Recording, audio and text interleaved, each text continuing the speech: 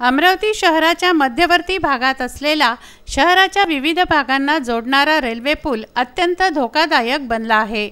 राजकमल ते railway station, बसस्थानक, Irwin यासह शहराला एकसंध बांधणारा हा पूल आहे। या पुलाची अतिशय दयनीय अवस्था झाली आहे।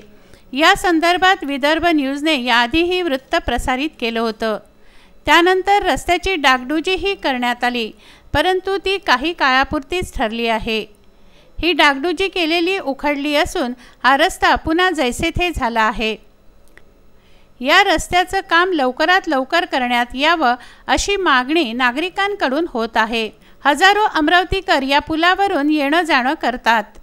महानगरपालिकेने, सार्वजनिक बांधकाम विभागाने याकडे लवकरात लवकर लक्ष द्यावं, अन्यथा या पुलावर मोठा अपघात होण्याची शक्यता आहे। जीवघेणा अपघात झाल्यास याला कारणीभूत कोण राहणार? सार्वजनिक बांधकाम विभाग की अमरावती महानगरपालिका, असा प्रश्न नागरिकांना पडतोय। विदर्भ न्यूजसाठी कुशल लोटे यांचा हा विशेष वृत्तांत।